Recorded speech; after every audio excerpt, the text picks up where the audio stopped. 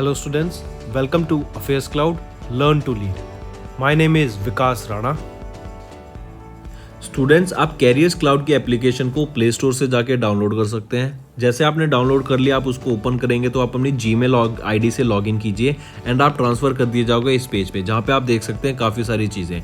अगर आप हमारे कोर्स को परचेज करते हैं तो आपको 10% का ऑफ मिल सकता है अगर आप क्रैक 10 का कोड यूज़ करें।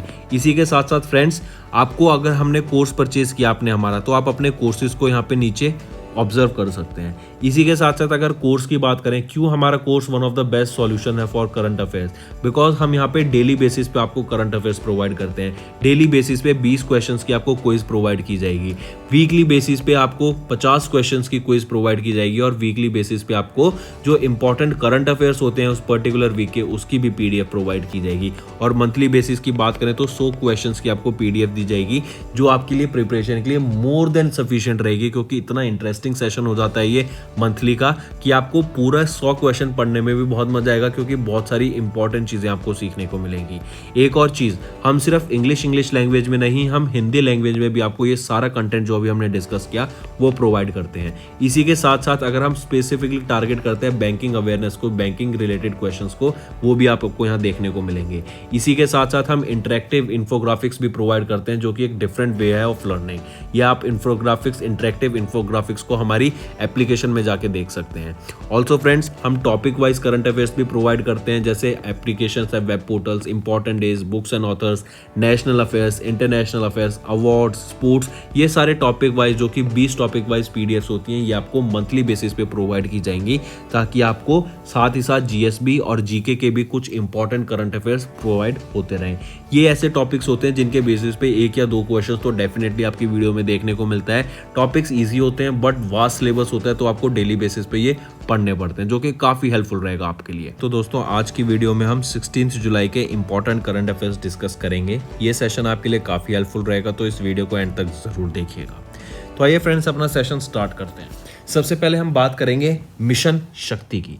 ये मिशन शक्ति है क्या? सबसे पहले मिशन शक्ति अभी एक स्कीम लॉन्च की गई थी in the mode of mission to strengthen interventions for women safety के लिए, वीमेन इक्वालिटी के लिए, वीमेन को एम्पावर करने के लिए and making them equal partner in nation building. ठीक है, तो याद देख लिए फिर से, मिशन शक्ति क्या है? Women and child development ministry के द्वारा इशू करी गई guidelines for mission Shakti scheme. Mission Shakti scheme क्या है? और मैंने जैसे बताया, मिशन शक्ति क्या है? वीमेन सेफ्टी के लिए, वीमेन को एम्पावर करने के लिए, उनको इक्वल पार्टनरशिप देने के लिए in this nation building through convergence and citizen ownership, ये मिशन शक्ति को लॉन्च किया गया था। इसके अंदर आपको याद रखना है, जैसे वीमेन हेल्पलाइन नंबर जो होता है आपका, वो क्या होता है? 181। फिर इसी के साथ साथ जो आपका emergency response support system number है 112, इनको इंटीग्रेट किया जाएगा ताकि वन स्टॉप सेंटर बन सके, ताकि अगर कोई भी इशू आता है तो लोग यहाँ पे डायरेक्ट कांटेक्ट कर सकें इसी एक ही नंबर पर। ऑलराइट, तो 181 को किसके साथ जोड़ा जाएगा? इमरजेंसी सपोर्ट सिस्टम नंबर जो कि 112 था, इन दोनों को मर्ज कर दिया जाएगा अंडर दिस। रिस्पॉन्सिबल मिनिस्ट्री कौन है जिन्होंने मिशन शक्ति लॉन्च किया? वो आपकी है ministry of women and child development ministry रहेगी। ठीक है, याद रखिएगा। फिर आ जाते हैं हम नेक्स्ट न्यूज़ पे। नेक्स्ट हम बात करेंगे अभी रिसेंटली DARPG। DARPG क्या होता है? याद रखिए, ये होता है आपका department of administration reform and public grievances. ठीक है, पहली चीज़ तो आपको यहाँ पे DARPG का इसकी फुल फॉर्म पता होना चाहिए। फिर MHA क्या हो गया? Ministry of home affairs. ठीक है, फिर क्या बात की जा रही है, ये न्यूज़ में क्यों है? तो अभी आपको याद रखना है, सेंट्रल मिनिस्ट्रीज पोर्टल, अगर हम रैंकिंग देखी जाए ऑफ द सेंट्रल मिनिस्ट्रीज के जो पोर्टल्स हैं, उसमें से सबसे बेस्ट पोर्टल कौन सा रहा है आपका? वो है आपका मिनिस्ट्री ऑफ होम अफेयर्स। ठीक है, अभी एक national e governance service delivery assessment हुई, आई रिपीट, अभी recently national e governance service delivery assessment हुई कि कौन बेटर सर्विस डिलीवर करता है, किसका यूआई अच्छा है, किस वेबसाइट का, किस पोर्टल का, किस मिनिस्ट्रीज की वेबसाइट का, कौन सी मिनिस्ट्री की वेबसाइट ज़्यादा अच्छा काम करती है। ठीक है, तो इन हिसाब से डाटा निकाला गया, जिसमें से आपका आया कि जो आपकी मिनिस्ट्री ऑफ होम अफेयर्स की वेबसाइट है, it ranked first under the central ministries portal. ठीक है, मिनिस्ट्री ऑफ होम अफेयर की website ranked first under the central ministries portal. ये आपका फिर सेकंड पोजीशन पे कौन आ जाएगा? Digital police portal. Digital police portal की रैंक रहेगी number 2 in the central ministry service portal, और सेंट्रल मिनिस्ट्री सर्विस पोर्टल में आपकी जो रैंक 1 रहेगी वो है मिनिस्ट्री ऑफ होम अफेयर की वेबसाइट की। बिल्कुल सिंपल डाटा याद रखा जाएगा। This was unveiled in the national e governance service delivery assessment done by the department of administration reforms and public grievances DARP के द्वारा जो असेसमेंट करी गई उसमें यह सामने आया कि रैंक 1 है मिनिस्ट्री ऑफ होम अफेयर की वेबसाइट की, और सेकेंड रैंक रहेगी दिल्ली पुलिस पोर्टल की इन the central ministry service portal. चलिए 2 न्यूज़ हो गई याद। चलिए तीसरी न्यूज़ को याद करते हैं। तीसरी न्यूज़ क्या कह रही है, जो ministry of commerce and industry है ना, इन्होंने अभी अप्रूव कर दिया continuation of the scheme for the rebate of state and central taxes and levies. ये ROSCTL है ना, इसको एक्सटेंड कर दिया गवर्नमेंट ने मार्च 2024 तक। ये तीसरी न्यूज़ है, ताकि किसके लिए, export of apparels and garments, apparels and garments के एक्सपोर्ट के लिए जो ये ROSCTL स्कीम है इसको एक्सटेंड कर दिया गया मार्च 2024 तक। ठीक है, सबसे पहले तो ये डेट याद रखो कि एक्सटेंशन कब तक मिली, मार्च 2024 तक मिली export of apparel and garments की। फिर ये ROSCTL स्कीम क्या है, इसकी फुल फॉर्म आपको पता होनी चाहिए। ये है scheme for rebate of state and central taxes and levies. I repeat, rebate of state and central taxes and levies, ये आपकी स्कीम रहेगी जिसको एक्सटेंड कर दिया 2024 तक। ठीक, ये क्या है आपकी बेसिकल स्कीम। इसको एक्सटेंड करने का रीज़न क्या है कि हमारा एक्सपोर्ट बढ़ सके। अगर हमारा एक्सपोर्ट बढ़ेगा तो हमारा क्या होगा, एम्प्लॉयमेंट बढ़ेगी इन टेक्सटाइल इंडस्ट्री। इसी के साथ साथ आप ऐसे समझ सकते हैं, अभी एक्सपोर्ट बढ़ाना हमारे देश के लिए क्यों ज़्यादा बेनिफिशियल रहेगा, क्योंकि जो डॉलर के कंपैरिजन में जो रुपये की वैल्यू है ना वो बढ़ती जा रही है। That means in comparison to dollar जो इंडिया की परचेजिंग पावर है वो कम होती जा रही है, 80 रुपीज़ पर आ गया, जो कहीं पहले 78 79 चलता था। ठीक, इससे क्या होगा कि अब हमें अगर हम कुछ एक्सपोर्ट करेंगे, चीज़ें बाहर भेजेंगे, तो उसके लिए जो हमें इन टर्म डॉलर में पहले $1 के हिसाब से 78 79 रुपीज़ मिलते थे, अब उसी डॉलर के हिसाब से हमें 80 रुपये मिलेंगे पर प्रोडक्ट पर डॉलर। और इसी हिसाब से देखा जाए रिवर्स में जो हमारा एक्सपोर्ट महंगा हो जाएगा। हमें जो पहले चीज़ 79 रुपीज़ पर डॉलर की पड़ती थी, अब वही चीज़ हमें 80 रुपीज़ पर डॉलर की पड़ेगी। मतलब 1 से 2 रुपये हमें ज़्यादा देने पड़ेंगे अगर हम किसी चीज़ को इंपोर्ट कर रहे हैं और एक्सपोर्ट कर रहे हैं, तो हमें उसी चीज़ का बेनिफिट भी मिलेगा। ठीक है, तो याद रखिएगा क्या है तीसरी न्यूज़, कि गवर्नमेंट ने ROSCTL स्कीम को एक्सटेंड कर दिया है कब तक, मार्च 2024 तक, ताकि एक्सपोर्ट बढ़ सके आपका अपैरल्स का और गारमेंट्स का, और इससे क्या होगा, टेक्सटाइल इंडस्ट्री में आपकी और ज़्यादा एम्प्लॉयमेंट जनरेशन देखने को मिलेगी। ठीक है, 31 मार्च 2024 तक इसको एक्सटेंड कर दिया गया, ये आपको याद रखना है। अगर इस ROSCTL स्कीम की बात करें, इसने ROSL स्कीम जो कि रिबेट ऑफ स्टेट लेविसेस, इस इनिशिएटिव को सक्सीड किया था मार्च 2019 में after the implementation of goods and service tax. चलिए नेक्स्ट पे आते हैं। फिर हम बात करेंगे ई नाम पोर्टल की। देखो अभी e national agriculture market POP portal of portal को लॉन्च किया गया है, ये याद रखिएगा। रीज़न क्या है कि फार्मर्स अपने प्रोड्यूस को जो उनकी बाउंड्रीज है उसमें ना बेच के इवन किसी दूसरे स्टेट में जाके अपने प्रोड्यूस को अपनी खरपतवार को। नेक्स्ट न्यूज़ याद करते हैं फ्रेंड्स। चलो नेक्स्ट है ई नाम पोर्टल। ई नाम पोर्टल ये क्या है, national agriculture market portal POP portal of portal. ठीक है, ये अभी लॉन्च किया गया ई नाम pop, E national agriculture market portal of portal को ये लॉन्च किया गया ताकि फार्मर्स अपना जो प्रोड्यूस है, जो उन्होंने अनाज उगाया या फिर जो भी उन्होंने फल सब्जी उगाई है, उसको अपने स्टेट में ना बेच के सिर्फ अपनी स्टेट में ना बेच के वो दूसरी स्टेट बॉर्डर्स में भी जाके इस सामान को बेच सकें। इसीलिए ये e NAM agriculture market, national agriculture market portal of portal को लॉन्च किया गया to facilitate farmers to sell their produce outside their state borders. अपने स्टेट बॉर्डर्स में अगर मान लो उनको राइट अमाउंट का प्राइस नहीं मिल रहा है तो उसको वो दूसरी स्टेट में भी जाके बेच सकते हैं फॉर बेटर प्राइसेस। इसीलिए ये particular national agriculture market launch किया। जैसे जस्ट फॉर एग्जांपल हरियाणा में किसी फार्मर को 100 रुपये, हरियाणा में किसी फार्मर को 10 रुपये पर केजी गेहूं मिल रहा है। ठीक है, वो अपना या तो 10 रुपये पर केजी बेचे या फिर ऑप्शन ही नहीं है और कोई। तो इस ई NAM agriculture market, national agriculture market portal के मदद से अब यही फार्मर इस सेम प्रोड्यूस को पंजाब में जाके बेच सकता है फॉर 15 to 20 रुपीज़ पर केजी, तो मतलब उसको पंजाब में ज़्यादा बेनिफिट हो रहा है, तो वो अपना प्रोड्यूस अब पंजाब में बेचेगा। तो ये है आपका बेनिफिट इस ई नाम एग्रीकल्चर मार्केट का। ये एनेबल करता है पार्टिसिपेशन ऑफ स्टेक होल्डर्स और फैसिलिटेट करता है इंडियन फार्मर्स को, ताकि अपनी स्टेट में ही ना बल्कि वो दूसरी स्टेट में भी जाके अपने प्रोड्यूस को बेच सके। ये क्या करेगा, फार्मर को राइट्स देगा। ये जो बायर है वो सारा डिपेंडेंट, अगर सिर्फ उसको अपनी स्टेट में बेचना होगा तो क्या होगा, एक मोनोपोली डेवलप हो जाएगी। इससे क्या होगा, फार्मर सिर्फ वहीं पे बेचेगा और फार्मर का हमेशा घाटा रहेगा। जो मिडल मैन होगा वो ज़्यादा अमाउंट लेगा, क्योंकि सस्ते में खरीद लेगा और आगे महंगे में बेच देगा। तो ये क्या है, ट्रांसपेरेंसी लाने के लिए कि बायर्स को भी, जो सेलर्स हैं, जो फार्मर्स हैं, उनको भी अपॉर्चुनिटी मिले और उनको भी अपने प्रोड्यूस का राइट प्राइस मिल सके। इसीलिए ये e NAM agriculture market launch किया गया। इसी के साथ साथ याद रखना, ये जो आपका, इससे क्या होगा, ई नाम एग्रीकल्चर मार्केट प्लेटफॉर्म से अब आप दूसरे स्टेट में भी जाके बेच सकते हैं। तो एक one nation one market ecosystem develop हो जाएगा। One nation one market ecosystem develop हो जाएगा कि इंडिया का एक नेशन है और एक ही मार्केट है। इंडिया में कहाँ पे आप दिल्ली में बेच लो अपने प्रोड्यूस को जाके, या फिर आप अपने प्रोड्यूस को वेस्ट बंगाल में जाके बेच लो। ये एक फार्मर के ऊपर डेवलप रहेगा। ये एक फार्मर के ऊपर आपका रहेगा कि उसको कहाँ पे अपने प्रोड्यूस को कहाँ पे राइट प्राइस मिल रहा है, उस हिसाब से वो जाके बेच सकता है। ये हो गया आपका ई नाम पोर्टल।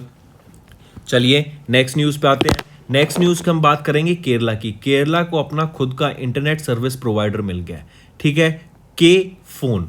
के फोन होता है Kerala fibre optical network limited. इनको अपना खुद का इंटरनेट सर्विसेज प्रोवाइडर मिल गया है, वो है के फोन, ठीक है। अब याद रखिएगा, ये हो गई केरला के इंटरनेट सर्विस की बात। अब इसी के साथ अगर मैं बात करूं, केरला का वो पहला ओटीटी या फिर वो पहली स्टेट कौन सी बनी जिनका खुद का ओटीटी प्लेटफॉर्म है। ओटीटी होता है ओवर द टॉप प्लेटफॉर्म। तो जिनका वो पहली स्टेट जिनका खुद का ओटीटी प्लेटफॉर्म है वो भी केरला है। और क्या नाम रहेगा उस प्लेटफॉर्म का, सी स्पेस के नाम से। तो दो चीज़ हो गई, खुद का ओटीटी प्लेटफॉर्म सी स्पेस केरला का है, और केरला का खुद का एक इंटरनेट सर्विस प्रोवाइडर बन गया है, वो है के phone, Kerala fibre optic network limited, ठीक है। ये एक इंफॉर्मेशन टेक्नोलॉजी इंफ्रास्ट्रक्चर प्रोजेक्ट है जिसका एम रहेगा कि केरला में सभी लोगों को इंटरनेट पहुंचाया जा सके। ऑल्सो इसके द्वारा एक और आईएसपी प्रोवाइड लाइसेंस प्रोवाइड किया गया के फोन लिमिटेड को। क्या प्रोवाइड किया गया, इंटरनेट सर्विस प्रोवाइडर लाइसेंस। किस लिए, from the department of telecommunication, ministry of communication, for providing the internet access.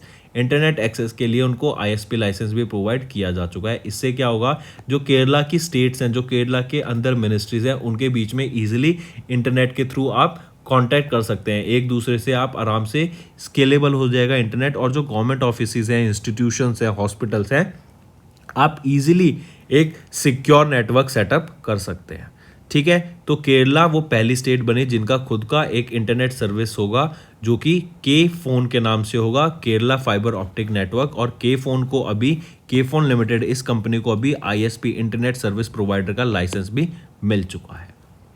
चलिए नेक्स्ट पे आते हैं। नेक्स्ट हम बात करेंगे एशिया एंड पैसिफिक रीजन में इन्वेस्टमेंट बढ़ाने के लिए एशियन डेवलपमेंट बैंक ने सिंगापुर के साथ टाई अप करा। डायरेक्ट क्वेश्चन रहेगा, याद रखिएगा। और ये भी जो डेवलपमेंट यहाँ पे इन्वेस्टमेंट की जाएगी ना, वो सस्टेनेबल डेवलपमेंट गोल्स के हिसाब पे की जाएगी। जो भी सस्टेनेबल डेवलपमेंट गोल्स हैं उनको ध्यान में रखते हुए यहाँ पे इन्वेस्टमेंट की जाएगी। और किन दोनों के बीच में ये एमओयू साइन किया गया, Asian development bank and Singapore के बीच में, ठीक है।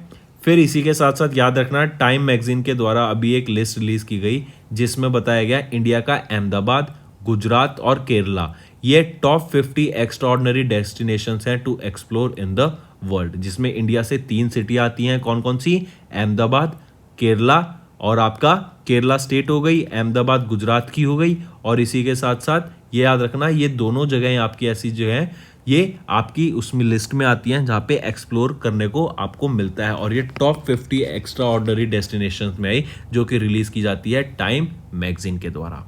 चलिए नेक्स्ट पे चलते हैं। फिर नेक्स्ट हम बात करेंगे कोटक महिंद्रा बैंक की। कोटक महिंद्रा बैंक कैसे याद करेंगे इसको, कोटक महिंद्रा बैंक वो पहला प्राइवेट बैंक बना जिन्होंने नया इनकम टैक्स पोर्टल को इंटीग्रेट किया। आई रिपीट, कौन से बैंक वो पहला बैंक बना जिन्होंने न्यू इनकम टैक्स पोर्टल को इंटीग्रेट करा है, तो वो कौन बना है, Kotak Mahindra bank. I repeat, चाहे आप कोई इंडिविजुअल हो या फिर कोई ऑर्गेनाइजेशन हो, तो आप भी अपने इनकम टैक्स को इस कोटक महिंद्रा बैंक की वेबसाइट पे जाके वहाँ पे अपने टैक्स को पे कर सकते हैं। तो डायरेक्ट क्वेश्चन होगा, सिंपल क्वेश्चन होगा कि कौन सा बैंक बना जो पहला प्राइवेट बैंक है to integrate the new income tax portal, वो है कोटक महिंद्रा बैंक। इसी के साथ साथ फ्रेंड्स हम बात करेंगे I2U2 समिट की। ये I2U2 समिट अभी वर्चुअली कराई गई थी।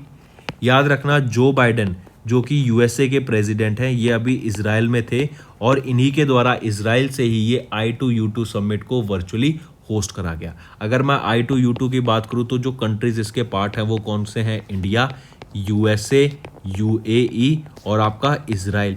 ये 4 कंट्री आपके I2U2 के पार्ट रहेंगे और इनके द्वारा अभी हमें देखने को मिला कि इंडिया के प्राइम मिनिस्टर नरेंद्र मोदी जी के द्वारा भी यहाँ पे पार्टिसिपेशन देखने को मिला। ठीक है, तो ये तो थी आपकी I2U2 समिट, भी याद रखिएगा। और कौन सा बैंक है वो पहला प्राइवेट बैंक जिसने न्यू इनकम टैक्स पोर्टल को इंटीग्रेट किया? कोटक महिंद्रा बैंक। फिर आ जाते हैं क्वांटम म्यूचुअल फंड के द्वारा एक इंडिया का पहला निफ्टी 50 ETF लॉन्च किया गया जिसका नाम है क्वांटम निफ्टी 50 ETF। ये एक म्यूचुअल फंड की तरह है, यहाँ पे आप जाके SIP कर सकते हैं, अपना लमसम अमाउंट में भी इन्वेस्टमेंट कर सकते हैं। ठीक है, ऑब्जेक्टिव क्या है? To provide capital by investment in units of quantum Nifty 50 ETF tracking Nifty 50 index. चलिए नेक्स्ट पे आते हैं। नेक्स्ट काफ़ी इंपॉर्टेंट न्यूज़ रहेगी और काफ़ी अच्छी तरीके से याद कराता हूँ। देखो मैं आपको, सबसे पहले तो आप याद रखो इंडियन बैंक। इंडियन बैंक को क्या मिला? भी इंडियन बैंक को एज द बेस्ट बैंक का वो खिताब मिला, मतलब सबसे अच्छा बैंक है आपका कौन सा? Indian bank. इसको बेस्ट परफॉर्मिंग बैंक अवार्ड का खिताब मिला, तमिलनाडु में मिला है for self help group bank linkage programme category में। आई रिपीट, इंडियन बैंक को self help group linkage award की कैटेगरी में सम्मानित किया गया for the best performing bank award. किसके द्वारा? नाबार्ड के द्वारा यह अवार्ड दिया गया। किसको दिया गया? आपका इंडियन बैंक को दिया गया। क्या दिया गया? बेस्ट परफॉर्मिंग बैंक अवार्ड दिया गया फॉर सेल्फ हेल्प ग्रुप या फिर under self help group bank linkage programme के अंडर नाबार्ड के द्वारा इंडियन बैंक को आपका बेस्ट परफॉर्मिंग बैंक अवार्ड से सम्मानित करा गया। ठीक है, याद रखेंगे। फिर अगर हम नाबार्ड की बात कर रहे हैं तो याद रखना 12 जुलाई को हमने नेशनल फाउंडेशन डे या फिर 12 जुलाई को नाबार्ड का फाउंडेशन डे ऑब्जर्व किया और ये भी हमारा 41st फाउंडेशन डे था नाबार्ड का। नाबार्ड क्या है? National bank for agriculture and rural development. तो नाबार्ड का 41st फाउंडेशन डे कब होता है? 12 जुलाई 2022 को हमने ऑब्जर्व करा और नाबार्ड के ही द्वारा इंडियन बैंक को बेस्ट परफॉर्मिंग बैंक का अवार्ड दिया under self help group linkage category के अंडर। ठीक है, याद रहेगा, काफी अच्छा क्वेश्चन है ये। 2-3 क्वेश्चन बन सकते हैं इस पर्टिकुलर न्यूज से, तो आपको पता होना चाहिए। चलिए नेक्स्ट पे आते हैं। फिर नेक्स्ट हम बात करेंगे श्रीलंका के प्रेसिडेंट कौन है अब, क्योंकि हम जानते हैं श्रीलंका के प्रेसिडेंट जो थे गोटाबाया राजपक्षा, इन्होंने अपनी पोस्ट से रिजाइन कर दिया है। तो अभी जो प्राइम मिनिस्टर है रनिल विक्रमसिंघे, उन्होंने पद संभाला है ऑफ द प्रेसिडेंट, उनको इंटर्म प्रेसिडेंट बना दिया गया है कि जब तक कोई फर्दर नोटिस नहीं आता। ये देखो, ये जो न्यूज़ है ना अभी श्रीलंका से रिलेटेड फ्रेंड्स, बहुत डामाडोल न्यूज़ है क्योंकि उनकी सरकार कभी भी पलट सकती है, कभी भी कोई भी चेंज हो सकता है। जैसे इवन PM रनिल विक्रमसिंघे को बोला, इनके द्वारा मैं आर्टिकल पढ़ रहा था, उसमें बताया गया कि ये भी आने वाले टाइम में विद इन अ वीक या फिर 1-2 दिन के अंदर ये भी अपनी पोस्ट से रिजाइन कर सकते हैं। ठीक है, तो याद रखिएगा रनिल विक्रमसिंघे जो कि प्राइम मिनिस्टर थे श्रीलंका के, इनको भी अभी रिसेंटली कुछ टाइम पहले ही अपॉइंट किया गया था। इनको अब इंटर्म प्रेसिडेंट बनाया गया है श्रीलंका का, क्योंकि जो श्रीलंका के प्रेसिडेंट थे गोटाबाया राजपक्षा, उन्होंने अपनी पोस्ट से रिजाइन कर लिया है। चलिए नेक्स्ट पे आते हैं। हम बात करेंगे KVIC, khadi and village industries commission की। ठीक है, इनके द्वारा भी एक नॉलेज पोर्टल लॉन्च किया गया है ताकि जो आपकी डिज़ाइन डायरेक्शंस हैं खादी इंस्टीट्यूशन से रिलेटेड कि उनको कैसे आगे बढ़ाना है, उससे रिलेटेड इन्फॉर्मेशन, खादी से रिलेटेड सारी इन्फॉर्मेशन कि कैसे इसका काम किया जाता है, कहाँ से हमें रॉ मटेरियल इंपोर्ट किया जाता है, कहाँ पे हम इसको सेल कर सकते हैं, इन सब चीज़ों से रिलेटेड एक नॉलेज पोर्टल लॉन्च किया गया KVIC के द्वारा। ठीक है, और ये डेवलप किसके द्वारा किया गया था? KVIC पोर्टल, ये नॉलेज पोर्टल ये डेवलप किया गया था centre of excellence for khadi के द्वारा। तो 3 क्वेश्चन हो गए। पहला KVIC फुल फॉर्म क्या है? Khadi and village industries commission. इन्होंने क्या लॉन्च किया? एक नॉलेज पोर्टल लॉन्च किया। नॉलेज पोर्टल ये डेवलप किसके द्वारा किया गया है, बनाया किसके द्वारा किया है? ये the centre of excellence for khadi के द्वारा डेवलप किया गया है। फिर एक चीज और, पहला centre of excellence for khadi कहाँ पर है? ये न्यू दिल्ली में अभी थोड़े टाइम पहले ही न्यूज़ आई थी। तो 3-4 न्यूज़ हो गई। और इसको इनॉग्रेट किन के द्वारा किया गया? CEO of KVIC Preeta Verma के द्वारा इनको इस पोर्टल को इनॉग्रेट किया गया, जो कि है आपका नॉलेज पोर्टल। ठीक है, तो क्या क्या न्यूज़ हो गई? KVIC ने लॉन्च किया नॉलेज पोर्टल, इनॉग्रेट किया गया CEO के KVIC के CEO के द्वारा, प्रीता वर्मा के द्वारा। एंड ये किसके द्वारा डेवलप किया गया है? Centre of excellence for khadi के द्वारा, जो कि न्यू दिल्ली में है, उनके द्वारा ये नॉलेज पोर्टल को डेवलप करा गया है। चलिए नेक्स्ट पे आते हैं, वर्ल्ड यूथ स्किल्स डे।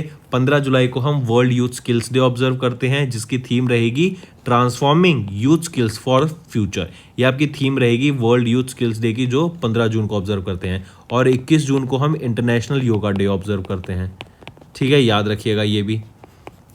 चलिए नेक्स्ट पे आते हैं। फिर नेक्स्ट न्यूज़ आपको याद रखनी है। कैसे याद रखोगे? तेलंगाना गवर्नमेंट, इन्होंने टाई अप किया यूनाइटेड नेशन डेवलपमेंट प्रोग्राम के साथ, ताकि DICRA को लॉन्च कर सकें। DICRA क्या होता है? Data in climate resilient agricultures.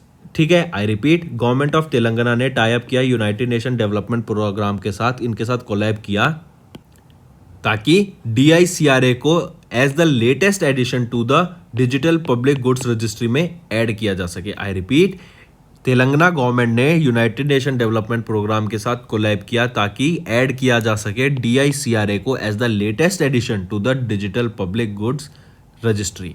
ठीक है, ये आपका पहला first of its kind digital initiative होगा टू ड्राइव क्लाइमेट एक्शन। ठीक है, तो गवर्नमेंट ऑफ तेलंगाना ने टाई अप किया यूनाइटेड नेशन डेवलपमेंट प्रोग्राम के साथ। किस लिए टाई अप किया? ताकि आपका DICRA को ऐड किया जा सके to the digital public goods registry. ठीक है, उसमें ऐड किया जा सके। मेन एम क्या रहेगा? It helps to equip farmers with the information on the impact of climate change. Climate change हमारा कैसे इंपैक्ट करता है हमारे प्रोड्यूस पर? क्या होता है कि अभी जैसे आपने देखा हीट वेव आई थी इंडिया में, सोलर फ्लेयर की वजह से जो टेम्परेचर था काफ़ी बढ़ गया था इंडिया एंड पाकिस्तान में।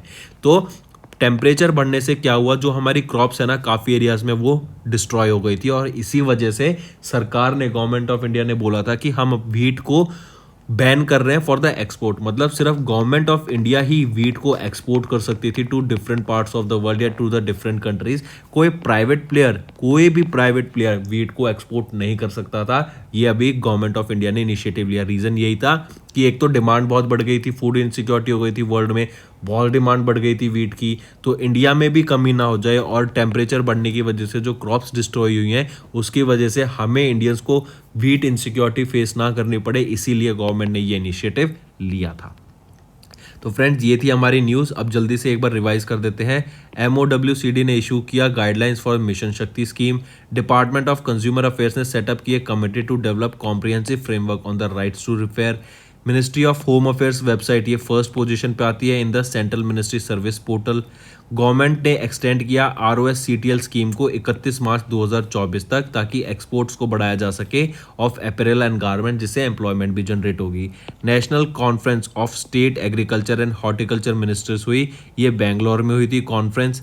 फिर यहीं के द्वारा याद रखना, ई-नाम POP पोर्टल भी लॉन्च किया गया था। नेशनल एग्रीकल्चर मार्केट प्लेटफॉर्म को लॉन्च किया गया था। फिर केरला वो पहली स्टेट बन गई जिनका खुद का इंटरनेट सर्विस प्रोवाइडर होगा।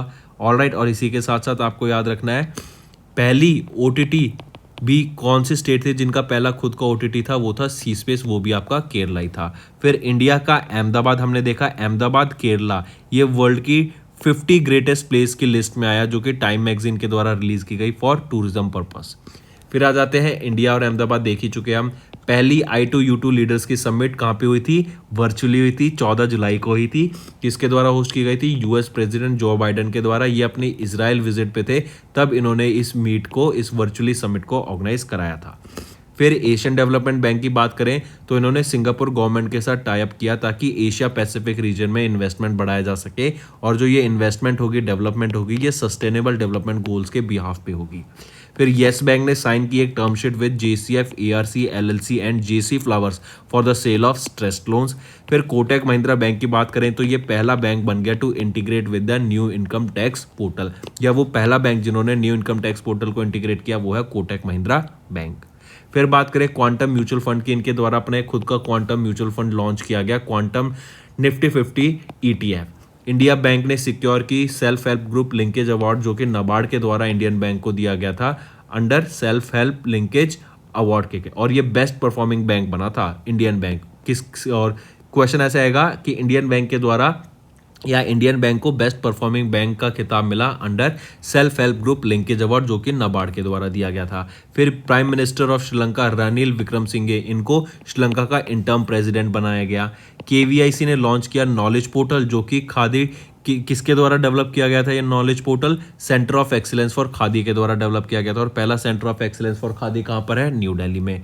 वर्ल्ड यूथ स्किल्स डे की बात करें 15 जुलाई को होता है, और तेलंगाना गवर्नमेंट ने अनाउंस किया DICRA in partnership with United Nation Development Programme, जिसका हेडक्वार्टर रहेगा UNDP का न्यूयॉर्क में। ठीक है, so friends that's all for the day. ये थी हमारी न्यूज़। आई होप आपको चीज़ें समझ आई होंगी, आपको चीज़ें याद हुई होंगी। मेन चीज़ होता है आपको कितनी चीज़ें याद रहता है। चीज़ों को याद रखने का तरीका होता है कि आप उसको बार बार फिर रिवाइज करें। ठीक है, तो ये था आपका सेशन फ्रेंड्स। अब आ जाते हैं होमवर्क पे।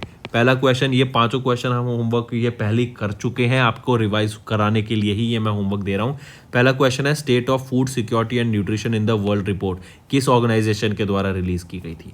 Second question, oldest documented light in the history of the universe which was seen recently released, ये किस टेलीस्कोप के द्वारा टेस्ट की गई थी और जो कि इंफ्रारेड रीजन पे वर्क करता है, जो कि नासा के द्वारा रिलीज किया गया है। ठीक है, तीसरा क्वेश्चन, पॉप फेम ये एक नया तरह का फ्यूल है जो कि न्यूज में था, जो कि किस चीज से बनता है? क्या वो हाइड्रोजन, बैक्टीरियम, बायोमास या प्लास्टिक, किस चीज से बनता है?